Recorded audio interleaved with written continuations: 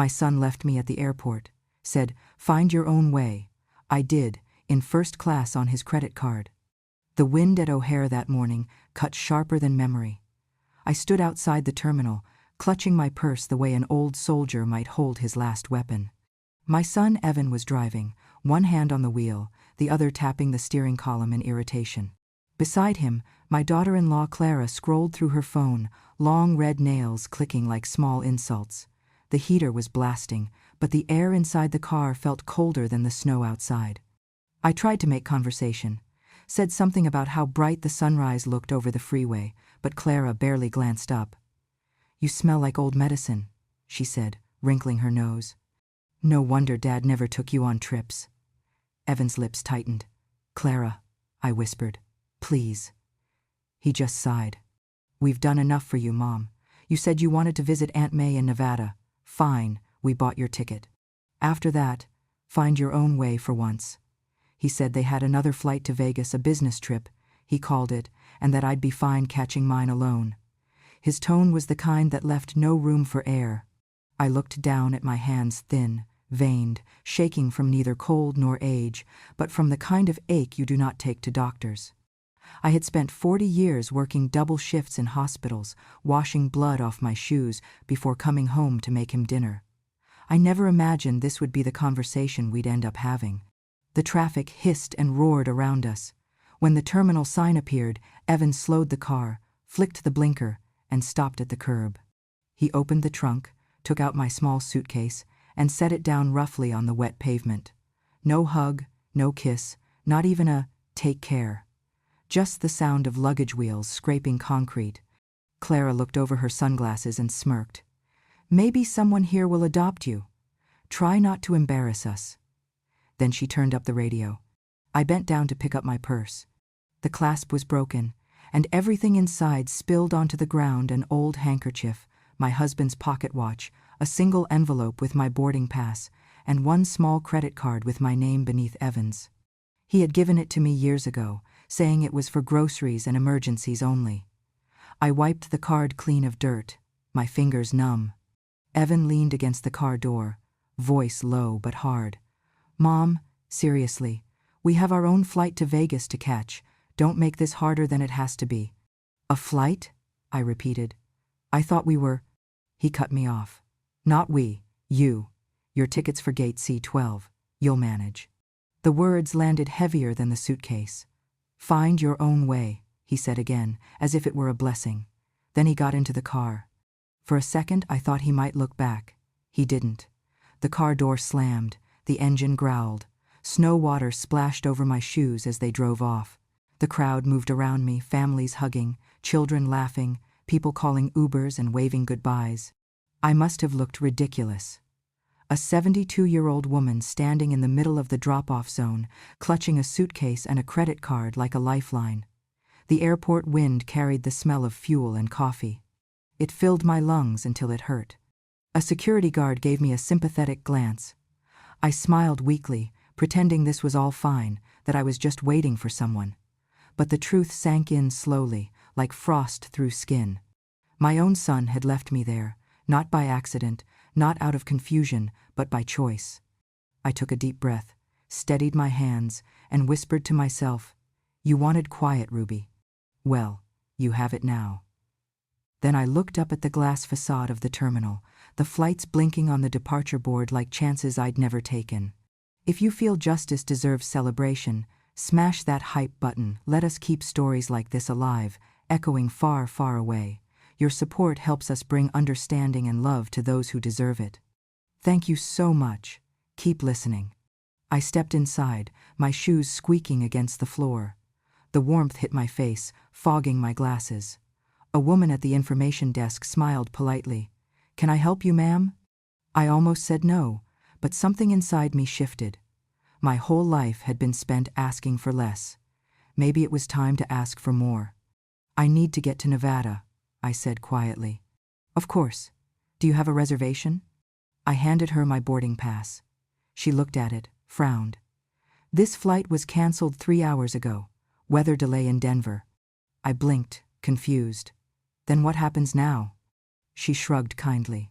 "You can book another route, Maybe through Las Vegas. Do you have a card to hold the fare? I stared at the one in my hand, the card Evan had forgotten existed. It caught the fluorescent light like a secret, finally ready to speak. As I signed the receipt, the woman at the counter smiled. Would you like to choose your seat? I hesitated, then pointed to the top of the list. First class, I said. She raised her eyebrows, surprised but professional. Excellent choice, ma'am. I took the ticket and turned toward the gate. For the first time in years, I didn't feel like baggage someone had to carry. The intercom crackled overhead, calling passengers to board. I looked back once toward the exit, half expecting to see Evan's car returning. It never did. So I whispered to myself, as if sealing a promise. Find my own way? Fine. Let's see where that road leads. The terminal was colder than I expected for a building full of people. I sat near the wide glass windows, watching planes rise one by one into the gray December sky. The one that carried my son had left 20 minutes ago. Las Vegas. I knew it because I had seen the gate number flash across the screen while waiting for my canceled flight to nowhere. I imagined Evan and Clara sitting side by side, ordering champagne, maybe laughing about how they'd finally set me free. I rested my hands on the small credit card in my lap. It was the only thing that felt solid anymore. Evan had given it to me years ago when I moved in after my hip surgery. He'd said, "For groceries and doctor's visits, Mom, don't get ideas." I hadn't. I'd used it sparingly: milk, prescriptions, sometimes a birthday card for Ruby from church. But now, it sat in my palm like something heavier than money. Through the glass, I saw the frost on the tarmac, glimmering like ground glass. My reflection looked older than I remembered, lined, tired, but not defeated. Not yet. A young couple nearby took selfies with their matching designer luggage. The woman held up her phone, laughing. "Vegas, baby, we're gonna make memories." Her voice was the same pitch Clara used whenever she wanted to sound rich. I looked away. My thoughts wandered back, uninvited, to the day Evan begged for help. It was 3 years ago, just after the pandemic shut his logistics firm down. He'd shown up at my apartment with dark circles under his eyes and a printed spreadsheet full of numbers I didn't understand. "I just need 80,000, Mom," he said, gripping my hands. "A bridge loan. I'll pay you back the moment we stabilize." I had just sold Harold's car that week, our last piece of something shared, and the money sat untouched in my account. "It's your father's," I'd said. "He'd want you to have it," Evan cried when he took the check. I'd thought it was gratitude. Maybe it was just relief. 6 months later, his company exploded in success. News outlets called him Illinois' rising entrepreneur. In one interview, I saw him on TV saying, "No one helped me build this. I did it myself." I remember the sound of the coffee mug shattering on the kitchen floor. Clara had always known which knife to twist. At family gatherings, she'd smile sweetly at me and say, "We just can't keep taking care of her forever. She's like a charity case we can't return." The others laughed awkwardly, and I pretended not to hear. Now, sitting in that terminal, I could almost hear Harold's voice again, soft and warm like the hum of his old record player. "If the world ever leaves you stranded, remember, you were the one who built their wings." I whispered the line to myself, "The way you touch an old scar." Across from me, a woman with kind eyes and a business blazer sat scrolling through her phone. After a while, she looked up and said casually, "You waiting for someone, ma'am?" I shook my head. "No, they already left." She nodded in that way strangers do when they know not to ask. Then her gaze dropped to the credit card I was holding. "You know," she said gently, "if you have a credit card, you can fly standby anywhere in the country. Sometimes even first class, if the seats are open." For a second, I thought she was joking. Then she smiled and turned back to her phone, but the words stayed. "Fly anywhere." I looked down at the card again. Evan's name embossed in silver above mine. I ran my thumb over it. "He said I should find my own way," I murmured. The air around me seemed to hum. Guess I just did. I stood, the decision already burning through the hesitation. The line at the ticket counter was short. I took my place behind a man in a leather jacket and watched the board flicker with destinations: Phoenix, Miami, Las Vegas. When it was my turn, the clerk smiled automatically. Where to today, ma'am? I hesitated only a second before saying, Las Vegas. Any specific seat preference? She asked, fingers poised above the keyboard. I thought of Evan's voice, flat and cruel. Find your own way. Then I thought of the smug tilt of Clara's chin. The memory felt like wind pushing me forward. First class, I said. The clerk blinked. Excellent choice. She entered the details, then slid the small screen toward me. Card, please. My hand didn't shake when I placed it down. The beep was quick, decisive, final. As she printed the boarding pass, I felt something loosen inside me. A knot untying after years of holding its breath. Your gate is B7, the clerk said cheerfully. Boarding in 40 minutes. Enjoy your flight. Enjoy your flight. I walked away slowly, ticket in hand, passing rows of people glued to their phones, families hugging, businessmen barking into headsets. None of them looked at me. That was fine. For once, anonymity felt like armor. At the gate, I sat down, breathing in the sterile air of recycled heat and jet fuel. On the giant screen above, my destination blinked in white letters, LAS Vegas, on time. A laugh escaped me, small, unsteady, but real. I whispered, if they want distance, I'll make it worth the ticket. Outside, another plane lifted off, slicing through the pale sky like an answer I didn't know I needed. The hum of the engines was soft, almost soothing, like the deep breath before a storm. I sat in seat 1A, my hands folded neatly over the blanket they'd offered me, trying not to look like someone who had never sat this close to the front of a plane before. The leather smelled expensive. The air felt different here, quiet, cool, controlled. A flight attendant poured champagne into a crystal glass and smiled. Would you like orange juice with it, ma'am? She asked. No, thank you, I said. I think I've earned it as it is. I took a sip. The bubbles burned just enough to remind me I was still alive. Through the small window, the last of the Illinois snow blurred into clouds. I was heading toward Las Vegas, the same place my son was going, but for the first time in my life, I wasn't following anyone's lead. I was leading myself. I was flipping through the safety card when I heard the sound that made my stomach tighten. Clara's voice, high and impatient. Excuse me, this is ridiculous. My husband and I were supposed to sit together in first class. I didn't turn around right away. I didn't have to. The moment I heard Evan's voice, cold as always, I knew exactly what came next. Ma'am, there must be some mistake. That's my seat. The flight attendant frowned politely. Your seat is 1B, sir. The passenger in 1A checked in 30 minutes ago, Mrs. Ruby Henson. There was a pause long enough to taste. Then Clara's voice sharpened. What the hell are you doing here? I turned, slow and calm, as if I'd been waiting for that question all my life. I raised my glass and smiled. You told me to find my own way, I said, letting the words roll out like a toast. I just found yours. Laughter rippled through the row behind us, stifled and awkward, but very real. Evan's face turned the color of raw anger. You can't use that card, he snapped. That's mine. The flight attendant blinked, unbothered. Actually, sir, this transaction was authorized through your primary account ending in 291. Full payment cleared. Is there an issue? Evan opened his mouth, closed it again, then muttered, Cancel it. Right now. I didn't approve this. She tilted her head, checking her tablet. I'm afraid I can't. The system is showing the card as temporarily locked due to unusual activity. You'll need to contact your bank directly. The silence that followed was exquisite. I took another sip of champagne, watching Clara's perfectly powdered face lose all its color. Looks like karma travels faster than planes, I said softly, setting the glass down. Evan turned to the flight attendant, voice trembling now. We can't sit here with her. The attendant's smile was smooth, professional, and just sharp enough. Of course, sir. I can offer to downgrade you to coach if that's more comfortable. A few chuckles rose from nearby passengers. Clara hissed under her breath, You're embarrassing us.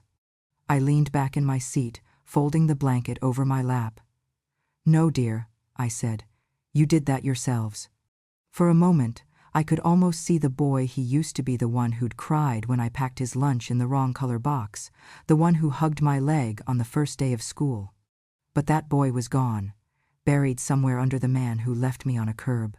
Clara crossed her arms and stared straight ahead, pretending I wasn't there. Evan pulled out his phone, scrolling furiously, but the Wi-Fi hadn't connected yet. For the next few hours, he was trapped me beside him, karma above him, and nowhere to run. The engines roared as we took off, and I felt the press of gravity push me back into the seat. I closed my eyes and smiled at the irony. The son who told me to find my own way was now sitting 2 feet away, powerless, his credit card paying for my peace. I turned slightly toward the window. The clouds were white and endless, stretching like forgiveness I didn't owe. I whispered to myself, barely audible under the hum, "First class, Harold. Can you believe it?" The seatbelt light turned off. Clara ordered a vodka tonic. Evan asked for water and didn't drink it. I asked for another glass of champagne. Somewhere between Illinois and Nevada, I realized I was no longer afraid of being left behind. I had been left, yes, but this time, it had led me somewhere higher. The flight attendant passed again, smiling kindly. "Are you comfortable, ma'am?" I nodded. "Perfectly," I said, closing my eyes. The quiet wrapped around me like a soft blanket. I leaned my head back and drifted into the most peaceful sleep I'd had in years, because for the first time in my life, I wasn't afraid of the fall. Las Vegas hit me like a fever dream, bright, loud, and too awake for anyone my age to belong in. The Bellagio's marble lobby glowed under chandeliers that looked like frozen fireworks. I checked in quietly, luggage rolling behind me, the concierge calling me Mrs. Henson with a warmth my own son hadn't managed in years. My keycard read room 2104, Fountain View. I smiled at the irony. A room with a view for someone who'd been invisible her whole life. By the time Evan and Clara's flight landed, I was already unpacking, folding my clothes into drawers like I meant to stay a while. I turned on the air conditioning and sat by the window, watching the fountains dance outside, bursts of water moving in perfect rhythm to a song I couldn't quite name. For the first time in a long while, I didn't feel small. I felt deliberate. The hotel Wi-Fi pinged, and I opened my email out of habit. A new message blinked on the screen. Transaction confirmation. Evan Henson, card ending 291. My stomach dropped. For a second, I thought he had finally canceled the card, that this tiny victory of mine was already being erased. But then I saw another attachment, a PDF statement, automatically sent to my secondary email. The same one Evan had linked years ago, so he could, in his words, help you monitor your spending, Mom. I clicked it open. Rows and rows of transactions filled the screen. Groceries, pharmacy bills, small purchases from years past. But near the bottom, one entry stood out like a wound. Insurance fund withdrawal, $250,000. Date, 8 months ago. Account name, Ruby Henson. Signature authorization, R. Henson. I blinked hard, thinking maybe the glare from the glass had tricked my eyes, but the letters didn't move. My breath went shallow. My husband Harold's life insurance money he'd left for me had been withdrawn in full, under my name. The room went quiet except for the sound of the air conditioner whispering. I remembered the day Harold signed that policy, sitting at the kitchen table in his old cardigan. "This is for you," he'd said. "If something ever happens to me, I want you safe. Promise me you'll use it for yourself, Ruby." But I hadn't used a single cent. Evan had said it was frozen for tax purposes. I'd believed him. My hands trembled as I scrolled further. The withdrawal had been made through his company's business account, disguised as operational reimbursement. The contact email listed was his. He hadn't just stolen from me. He'd stolen from Harold's memory. A knock at the door startled me. Room service, a polite man wheeling in a tray of fruit and tea. I tipped him absently, then sat at the table staring at the silver teapot's reflection of my own face. I looked like someone who'd lived too long in other people's stories. It was time to write mine. I picked up the phone and dialed the number I hadn't used in 15 years. Frank Doyle, attorney at law, my husband's old friend. The line rang 3 times before a deep voice answered. Doyle speaking. Frank, I said, my voice barely steady. It's Ruby. Ruby Henson. There was a pause. Ruby? Good Lord, I thought you'd moved to Florida. I tried reaching you years ago, your email kept bouncing. My son managed my email, I said softly. Apparently he managed a lot more. I told him everything. The PDF, the withdrawal, the forged signature. When I finished, there was silence on the line so long I thought the call had dropped. Finally, Frank spoke, his tone grave. Mrs. Henson, what your son did isn't a misunderstanding. It's federal-level financial fraud. He forged your identity to withdraw funds from a protected account. That's prison time if prosecuted. I stared at the glass wall, the city lights flickering below like fireflies. Can it be proven? Absolutely. I still have the original signature documents from Harold's policy. If your signature doesn't match, and I'm sure it won't, that's all the evidence we need. But Ruby, this won't be easy. It'll mean going public. Your family? Family? I interrupted, my voice cold. He left me at an airport like luggage. He stopped being family when he signed my name. There was a moment of quiet. Then Frank sighed. Then let's make sure justice flies first class too. You always did know how to talk my language. He promised to send me everything I needed by morning.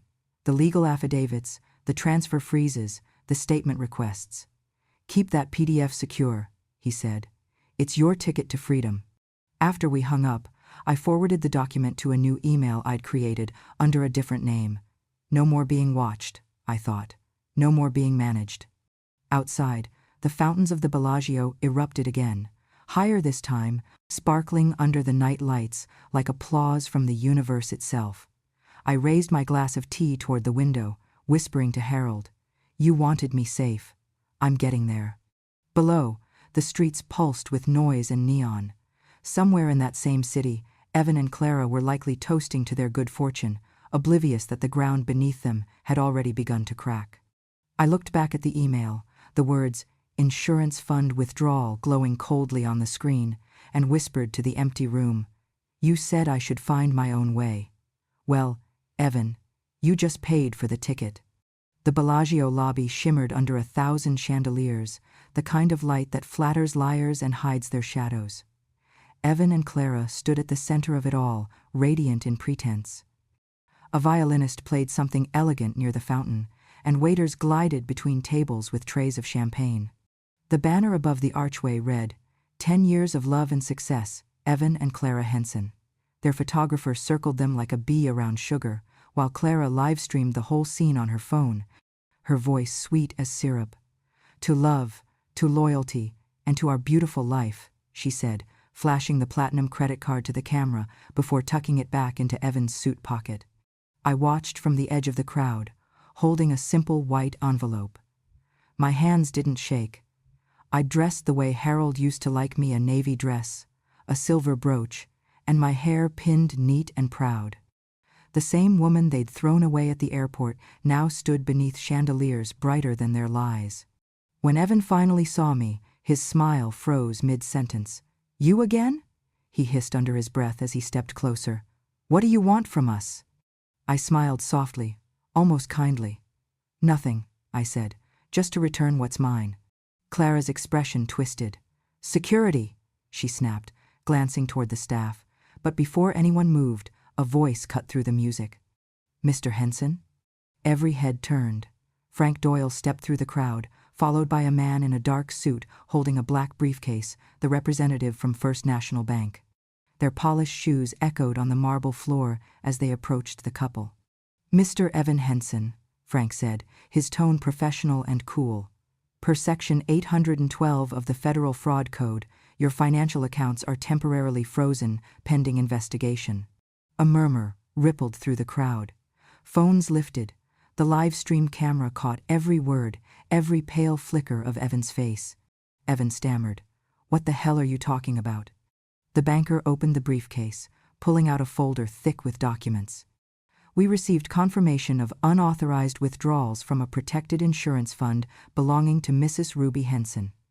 Evidence includes forged digital signatures and falsified authorization records, effective immediately, All assets linked to your corporate and personal accounts are suspended.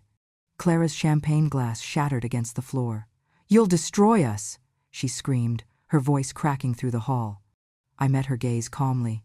"No, dear," I said. "You did that when you forgot who built your wings." The violinist stopped playing. The room went still, save for the faint hum of cameras still rolling. Evan tried to speak, but words failed him. His polished image, the successful entrepreneur, the perfect husband, flickered and fell apart under the lights. He looked small now, cornered by truth. Frank handed a final document to the banker. "Federal authorities have already been informed. I suggest you contact your lawyer, Mr. Henson." Evan's legs gave out. He dropped into the nearest chair, face buried in his hands as reporters, influencers, and so-called friends whispered and filmed. The live stream's comment section was already filling with questions, emojis, judgment. Wait, is that his mom? He stole from her? Poetic justice. Clara turned on me, eyes wild. "You think this makes you a hero? You're just a bitter old woman." I took a slow breath. "No, Clara," I said, stepping past her. "I'm just a mother who finally stopped apologizing." Flashbulbs popped as I turned toward the exit. The envelope in my hand, the printed proof of every withdrawal, every lie brushed against my palm like closure. Behind me, Evan's world crumbled in real time, his wife shouting, his guests whispering, his fortune freezing solid. I didn't need to stay and watch it burn. Justice didn't need an audience. As I stepped into the cool desert night, the air smelled of rain on marble and champagne gone flat. The Bellagio fountains erupted again, bright and wild against the sky, drowning out the echoes of his disgrace. For the first time in years, I walked away not as someone left behind, but as someone finally moving forward quietly, completely, and free. The courtroom smelled faintly of old paper and disinfectant, the scent of truth being scrubbed clean after too many years of dirt. Sunlight slanted through high windows, glinting off the state seal of Illinois carved above the judge's bench. 3 months had passed since that night in Las Vegas. Long enough for gossip to turn into headlines, and headlines to turn into subpoenas. I sat in the front row, my hands folded neatly in my lap. No jewelry, no perfume. Just the small silver brooch Harold once gave me for luck. My heart didn't race anymore. It just beat steady, patient, waiting for justice to breathe. Evan sat across the room at the defendant's table. The suit he wore looked borrowed, a size too large, like the life he'd tried to live. His hair was shorter now, his face drawn tight. Clara sat beside him, mascara smudged, whispering frantic words into his ear. I didn't look away. I wanted him to see I was there, not out of vengeance, but because this time I refused to disappear. The bailiff's voice echoed. "Court is now in session. The state of Illinois versus Evan Henson." The prosecutor, a tall woman in a gray suit, rose and addressed the court. "Your Honor, the state will prove that the defendant, Mr. Henson, engaged in a deliberate, premeditated scheme to defraud his mother, an elderly widow, by forging her identity to withdraw $250,000 in life insurance funds intended for her care. He further concealed this act through false accounting and unauthorized credit extensions." Every word landed like a gavel. Screens lit up on both sides of the courtroom. Exhibits appeared: emails, account logs, digital signatures. Evan's own words, his fake authorizations, his arrogance preserved in data. Then came the recording, his voice on a phone call, laughing with a colleague. "Mom's policy was just sitting there collecting dust. I'm putting that money to real use. She'll never even check her email." The sound of his laughter made my stomach twist, but I didn't flinch. I just sat still and let the silence after the playback say everything words couldn't. Clara began to cry, loudly. Her lawyer tried to quiet her, but she turned toward me, her voice breaking. "Please, Mrs. Henson," I begged him not to. "He said it was temporary. We were drowning in debt, we just needed time." Her tears didn't move me. I'd shed enough for all of us. Evan finally spoke, his tone sharp, desperate. "It wasn't theft, it was business. I was going to reinvest it for her, for the family. It's not like I killed anyone." The prosecutor turned toward him. "Mr. Henson, did your mother ever give written or verbal consent for you to withdraw her funds?" Evan's jaw clenched. It's complicated. Did she? No, he muttered. The prosecutor nodded. Then it's not complicated. It's fraud. The judge leaned forward, his glasses catching the light. Mr. Henson, you forged a federal insurance document, manipulated financial records, and misused elder assets. That is not business. That is betrayal. Evan's voice cracked. She's my mother. I rose slowly, my voice calm but clear. Family isn't business, Evan, I said. But you sold it anyway. He turned to me, eyes wide, as if seeing me for the first time. But there was nothing left for him to recognize. The judge shuffled the papers on his desk. The evidence is overwhelming, he said. The court finds the defendant guilty on all counts: identity fraud, elder financial abuse, and insurance fraud. The gavel struck. The sound echoed like a door closing. Sentence: 8 years in state prison, no parole for the first 3, restitution of the stolen amount, plus penalties. Mrs. Clara Henson, the judge continued, you are fined for your participation in concealment of financial records and are subject to asset seizure under federal order. Clara let out a sob. Evan's shoulders slumped, his head sinking into his hands. The courtroom murmured, papers rustled, cameras flashed. But I stayed still, watching the sunlight crawl across the floor toward my feet. When the bailiff moved to escort Evan away, he turned once, like a boy caught after breaking a window. Mom, he whispered. For a heartbeat, I wanted to feel pity. But then I remembered the cold wind at O'Hare, the sound of my suitcase hitting the ground, the words, "Find your own way." I stood, straightened my coat, and walked toward the door. Outside, the midday light hit hard, bright, almost cleansing. Reporters called my name, microphones reaching forward like eager hands, but I didn't stop. The courthouse steps felt steep but solid under my feet. At the bottom, I paused, lifting my face to the sun. You told me to find my own way, I whispered. I did. The law showed me the rest. For the first time in years, I didn't feel small. I felt whole. And as I walked away from the courthouse, the bells from the nearby church began to ring steady, calm, like a promise kept. 6 months later, spring finally reached Illinois. The snow had melted from the sidewalks, and for the first time in years, the old maple tree outside my window bloomed again. I stood on the porch of a house I knew too well, the same one Evan once told me to leave. Its shutters were still crooked, the porch swing still creaked, but the air felt different now. It was mine again. The deed had come through 2 weeks earlier. Between the restitution the court ordered and the insurance funds finally restored, I'd had just enough to buy back the property under my own name. The papers were signed with my real signature this time, steady and proud. I spent the first week cleaning. Dust and silence had gathered in the corners like ghosts. Every room held a memory.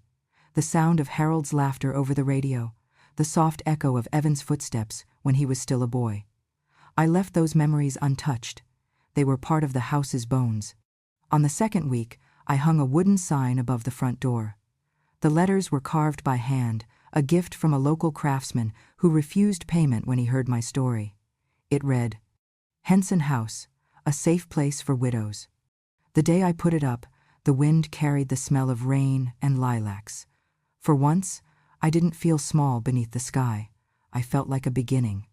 By afternoon, there was a knock on the door. A young woman stood there, thin, pale, her hands clutching a small purse like it was armor. She couldn't have been more than 30. Are you Mrs. Henson? She asked softly. I am, I said. Come in, dear. She hesitated before stepping over the threshold, her eyes darting around the freshly painted living room. Someone told me, you help women, she said. My son took my house papers, said he'd manage the bills. Now everything's in his name. Her voice cracked. I saw myself in her, the disbelief, the shame of being betrayed by someone you raised to be good. I guided her to the couch, poured tea into chipped cups Harold and I used to keep for guests. What's your name? Melissa.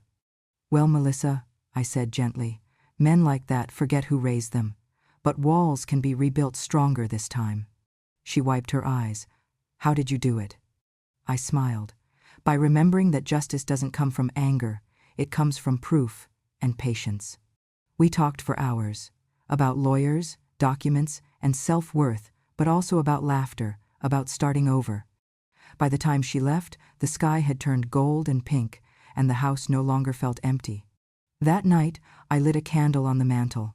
The photograph of Harold stood beside it, his kind eyes forever caught in that half-smile. I had placed the picture back in its rightful spot, right above the fireplace. Beneath it, I set a small brass plaque engraved with 3 simple words: paid in full.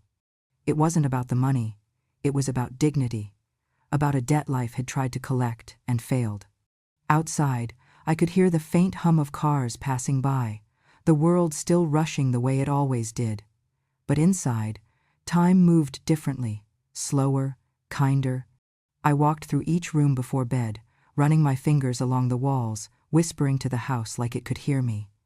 "We're home again," I said, "and this time, no one's taking it away." When I turned off the lights, I caught my reflection in the window, older, yes, but steady.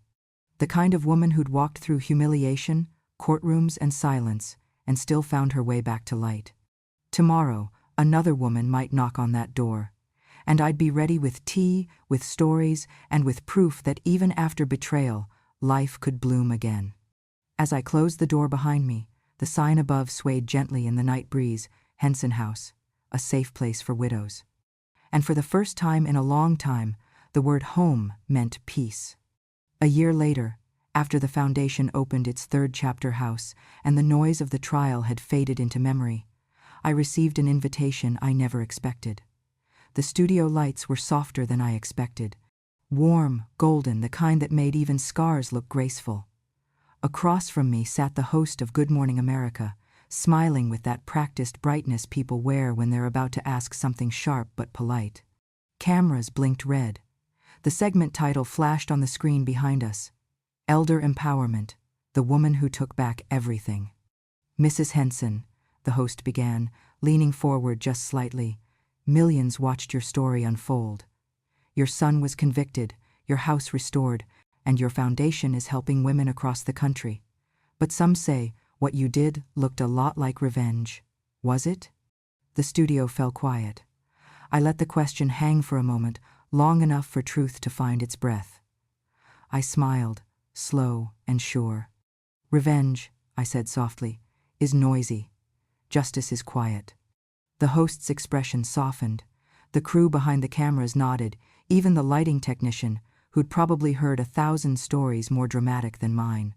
But this one was different, I think, because it wasn't about anger. It was about what happens after anger cools and a woman learns to walk on her own again. After the interview, they handed me a bouquet of lilies and a car to take me to O'Hare Airport, the same airport where, a year earlier, my son had left me with nothing but a suitcase and humiliation. This time, the sunlight caught the glass ceiling and scattered it across the floor like a promise kept. I rolled my small silver suitcase across the polished tiles, the heels of my shoes clicking in rhythm with my heart. The same automatic doors opened with a hiss, and instead of cold wind, I felt freedom brush past me. At the check-in counter, I handed over my ticket.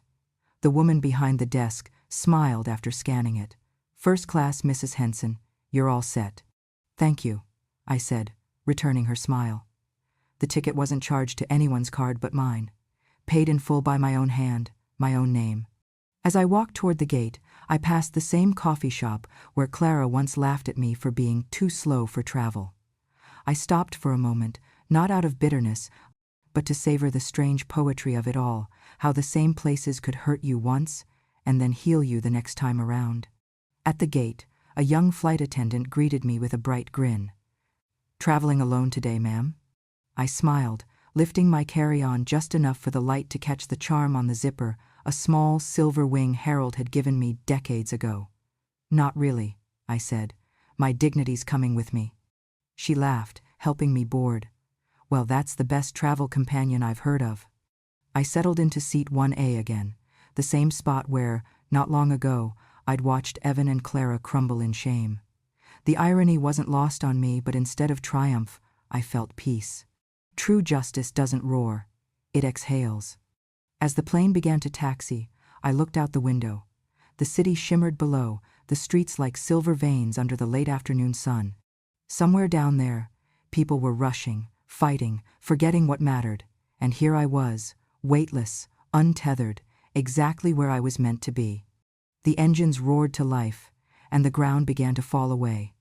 The seatbelt sign blinked, the sky opened, and for a moment, I felt Harold beside me, not as a ghost, but as something steadier, the echo of every word he'd ever said. You were the one who built their wings. He was right. I just needed to remember how to fly. The clouds split open into gold and violet as we climbed higher. I closed my eyes, letting the warmth fill me. They left me at an airport. I whispered to the wind beyond the glass. I left them at rock bottom. The pilot's voice came over the intercom, calm and sure. Ladies and gentlemen, we've reached cruising altitude. Out the window, the horizon burned with the color of forgiveness, orange, soft, endless. The engines hummed like a lullaby. And that was my flight to freedom. From a cold airport floor to first class, from humiliation to peace, I learned that no one can leave you behind if you remember who you are. Justice doesn't always wear a badge or swing a gavel. Sometimes it takes the shape of an old woman holding her own ticket. If this story touched your heart, subscribe to Grandma True Stories and hit the hype button to help us share more voices of strength, grace, and justice that never grows old.